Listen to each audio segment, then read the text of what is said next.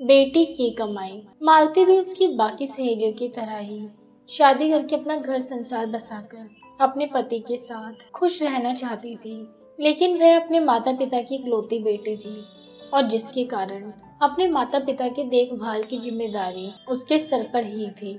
मालती post graduation तक पढ़ी थी, जिसके कारण उसकी बहुत अच्छी सरकारी नौकरी लग चुकी थी और देखते ही देखते मालती की उम्र 30 की हो चुकी थी।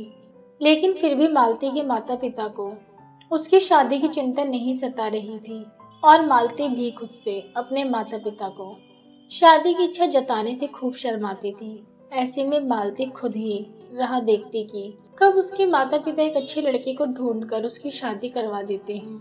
लेकिन फिर एक दिन, अरे विभा, यह मेरे दूर के चाचा का भतीजा है निलय। वह अभी अभी विदेश से पढ़ाई कर लौटा है और साथ ही उसके वहाँ अच्छी नौकरी भी लग चुकी है और निलय की भी उम्र कुछ ज्यादा ही हो गई है। और तभी मुझे मालती का ख्याल आया कि उसकी भी तो उम्र निलय से मिलती जुलती ही है। पता नहीं क्यों, पर तुम लोगों ने अभी तक मालती की शादी नहीं की, तो शायद मैंने सोचा कि निलय को तुम लोगों से मिलवा कर आऊं, और क्या पता शायद भगवान ने ही उनकी जोड़ी बनाई हो। अच्छा, लेकिन हमें मालती की शादी अभी नहीं करवानी, क्योंकि बेचारी मालती की अभी तो नौकरी लगी है और अब वे बीच में नौकरी छोड़कर कहाँ शादी के झंझट में पड़ेगी। लेकिन विभा, एक बार बेटी मालती को बुलाकर पूछ तो लो कि उसे हमारा निलय पसंद है भी या नहीं। माँ, आपकी किटी पार्टी की साड़ी और पिताजी आपका नया फोन, जो आपने कहा था ना कि मेरी अगली सैलरी आने के बाद लेकर देना, देखो मैं ले आई। उतने में मालती अपनी नौकरी से घर लौटी। मालती चाची को देख उनके पैर छूती है और चाची भी देर ना करते हुए मालती से पूछने लगती है कि उसे निलय पसंद है या नहीं। पूछने पे मालती तुरंत हाँ कर देती है और शादी के लिए भी मान जाती है।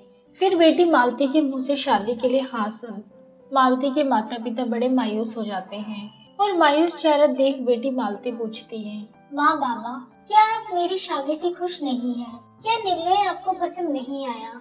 नहीं बेटा, निलय तो बहुत अच्छा लड़का है, लेकिन शादी करके कल को तुम भी अगर विदेश चली जाओगे तो हमारी देखभाल करने के लिए कोई नहीं होगा। बस इसी चिंता में हमने आज तक तुम्हारी शादी के लिए नहीं सोचा बेटा। और मालती अपने माता पिता की यह बात सुन बहुत सोचती है और सोचने के बाद वे दूसरे दिन निलय से मिलती है। निलय, मुझे माफ कर देना, लेकिन मैं यह शादी नहीं कर सकती। अगर मैं यह शादी करके तुम्हारे साथ विदेश चली गई तो मेरे माता पिता का ख्याल कौन रखेगा? मालती वहाँ से चली जाती है और दूसरे दिन चाची यानी विभा की पड़ोसन उसकी चाची को निलय सारी बात बताता है, तो चाची समझ जाती है कि यह जरूर उसके माता पिता की कोई चाल है। दूसरे दिन वे मालती के घर आती है और कहती है, आखिर मालती ने मना क्यों कर दिया? जरूर विभा, तुमने ही कुछ खिचड़ी पकाई होगी।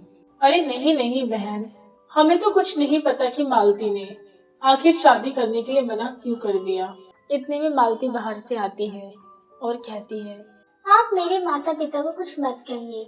यह शादी ना करने का फैसला मेरा ही था, क्योंकि शादी करके मैं निलय के साथ विदेश चली गई तो मेरे माता पिता का ख्याल कौन रखेगा? लेकिन मालती, तुमने यह कभी सोचा है कि तुम्हारे माता पिता ने आज तक सिर्फ तुम्हारा इस्तेमाल ही क्यों किया है? क्योंकि तुम उनकी खुद की बेटी नहीं हो।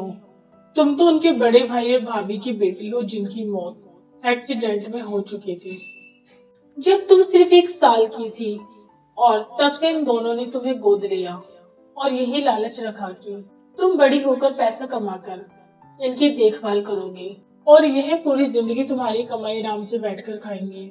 यह सुन मालती थोड़ी दुखी जरूर होती है, लेकिन फिर वह कहती है, हाँ तो कोई बात नहीं चाची, इस नाते से भी तो मैं उनकी बेटी ही हुई। उन्होंने मेरे बचपन से मुझे पढ़ाया लिखाया बड़ा किया, तो मैं आगे भी उनका ख्याल रखूंगी, चाहे मैं शादी करूं या ना करूं। यह सुन मालती के माता पिता, जो कि असल में उसके चाचा चाची थे, उनकी आंखें नम हो जाती हैं और उन्हें अपनी गलती का एहसास होता है और कुछ ही दिन बाद वे खुशी खुशी अपनी बेटी मालती की शादी निलय से करवा देते हैं और मालती भी शादी के बाद अपने माँ बाप की जिम्मेदारी अच्छे से उठाती है। दोस्तों, अगर आप इसी तरह की कहानियाँ देखना पसंद करते हैं तो हमारे चैनल को सब्सक्राइब करें।